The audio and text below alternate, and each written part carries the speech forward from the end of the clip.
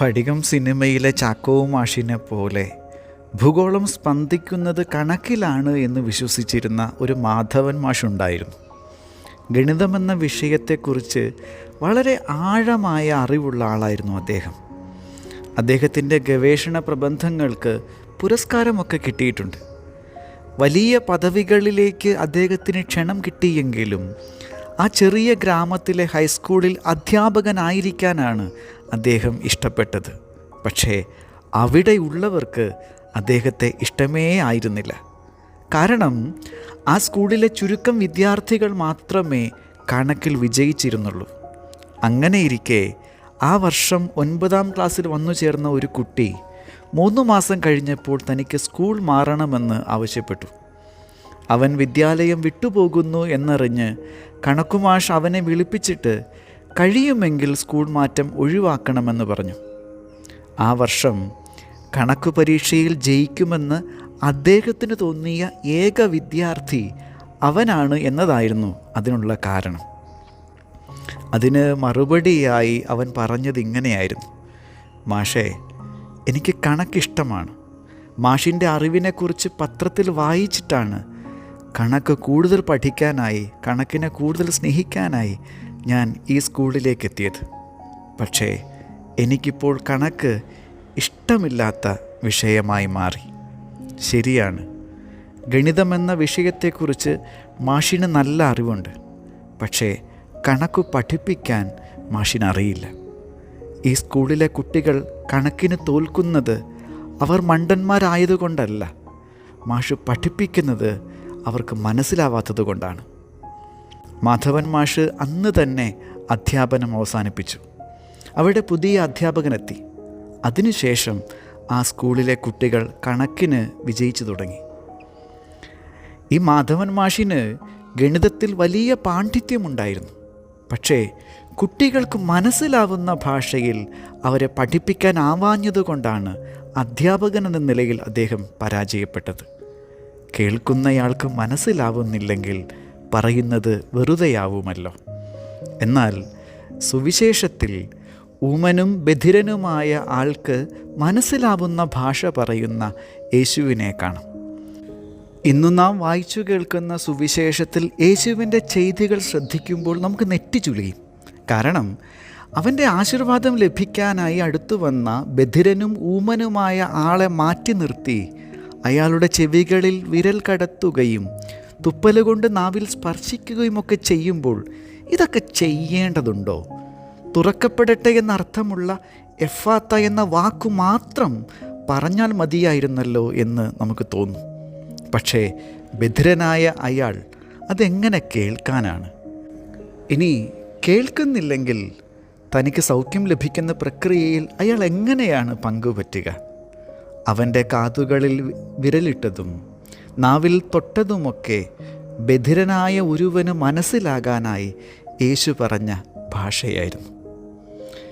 യേശു പറഞ്ഞ ഉപമകളും ചെയ്ത പ്രവൃത്തികളുമൊക്കെ പല തരത്തിലുള്ള മനുഷ്യർക്ക് മനസ്സിലാകും വിധത്തിൽ സംസാരിക്കാനുള്ള ശ്രമമായിരുന്നു എന്ന് പറയാം. യേശുവിലൂടെയാണല്ലോ ദൈവത്തെക്കുറിച്ച് നമുക്കുണ്ടായിരുന്ന തെറ്റിദ്ധാരണകളിൽ കുറേയൊക്കെ തിരുത്തപ്പെട്ടത്. യഥാർത്ഥത്തിൽ മനുഷ്യന് മനസ്സിലാകുന്ന ഭാഷയിൽ സംസാരിക്കാൻ ദൈവം നടത്തിയ ഉദ്യമത്തിൻ്റെ പേരാണല്ലോ യേശു. ലളിതമായ ഉപമകൾ വഴിയും അടയാളങ്ങളിലൂടെയുമായിരുന്നു യേശു സ്വർഗത്തിൻ്റെ രഹസ്യങ്ങളെക്കുറിച്ച് പഠിപ്പിച്ചത്.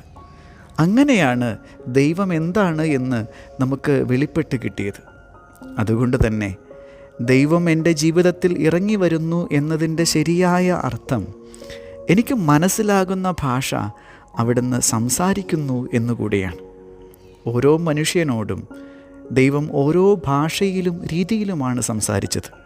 അതുകൊണ്ടാണ് ബൈബിളിൽ വിഭിന്നങ്ങളായ ആഖ്യാനങ്ങളും വിവരണങ്ങളും ഒക്കെ കാണുന്നത്. ദൈവത്തിന് മാത്രമല്ല, ഓരോ മനുഷ്യർക്കും അവരുടേതായ ഭാഷയുണ്ട്. ഓരോരുത്തരും സ്നേഹിക്കുന്നതും സ്നേഹം അനുഭവിക്കുന്നതും തങ്ങളുടേതായ ഭാഷയിലാണ്. ആ രീതിയിൽ പറഞ്ഞാലേ സ്നേഹിക്കപ്പെട്ടതായി അവർക്ക് തോന്നൂ.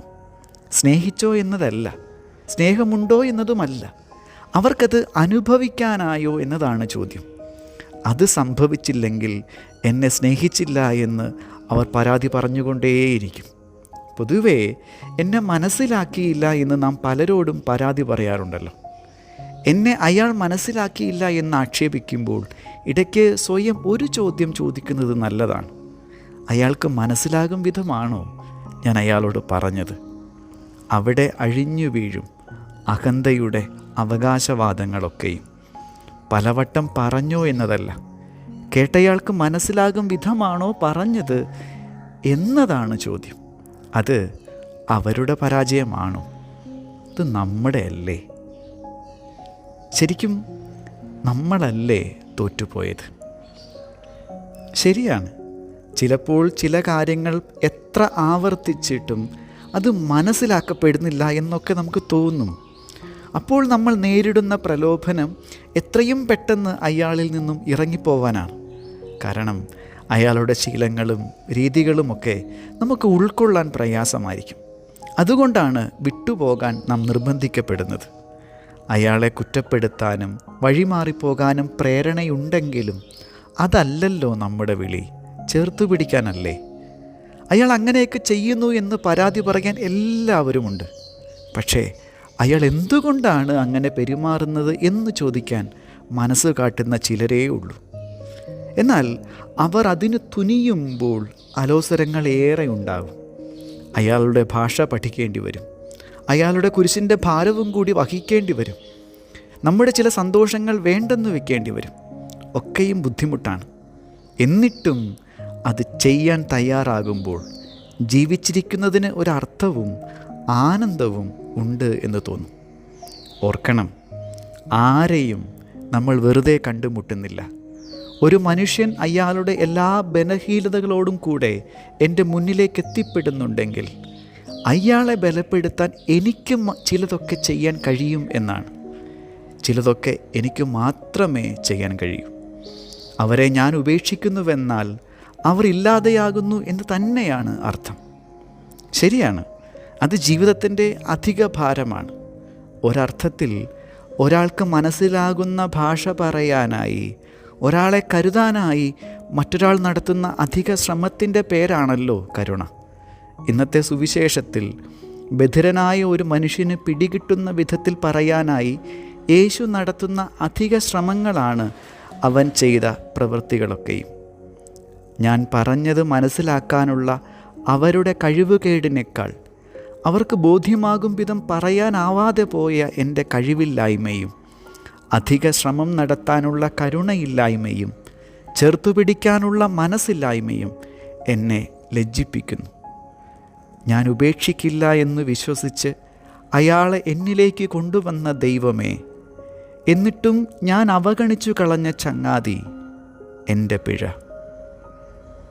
പ്രാർത്ഥിക്കാം. ഈശോയെ, അവരുടെ നിസ്സഹായത തിരിച്ചറിയാനും ഞാൻ അവഗണിച്ചാൽ അവർ ഇല്ലാതായി പോകുമെന്ന് ഓർമ്മിക്കാനും അവരോടൊപ്പം അധിക ദൂരം നടക്കാനുമുള്ള കരുണ എന്നിൽ ഉണർത്തണമേ. ആമേൻ. സ്തുതിയായിരിക്കട്ടെ.